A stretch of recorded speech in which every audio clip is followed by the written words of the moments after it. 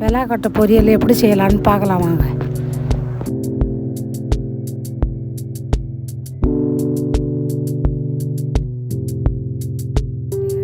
தேவையான அளவு எடுத்து உரித்து கழுவி எடுத்துக்கணும்.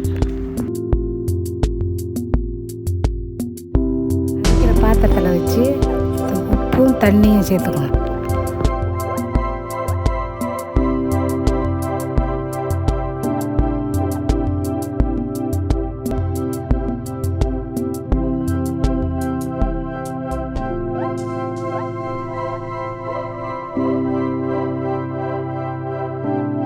வெள்ளாக்கொட்டை நல்லா வெந்துருச்சுன்னு பார்க்கலாம் வாங்க.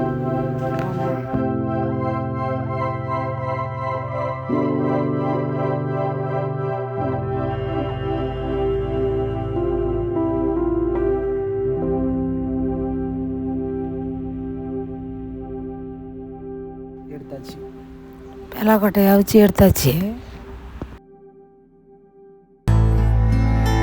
பொடிசா அரிஞ்சிக்கணும்.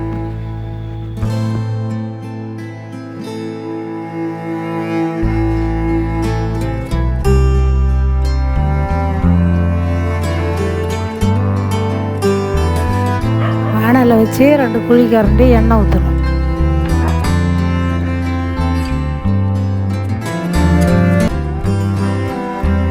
கடுகு பொரிஞ்ச உடனே கருவேப்பிலையும் மஞ்சத்தூள் போடணும்.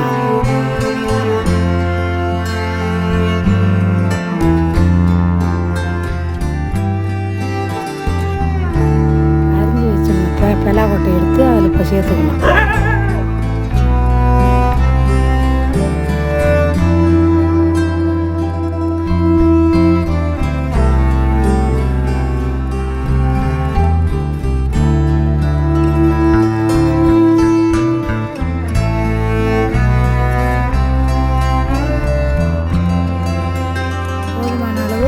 குழம்பு மிளகாத்தூள் சேர்த்துக்கலாம்.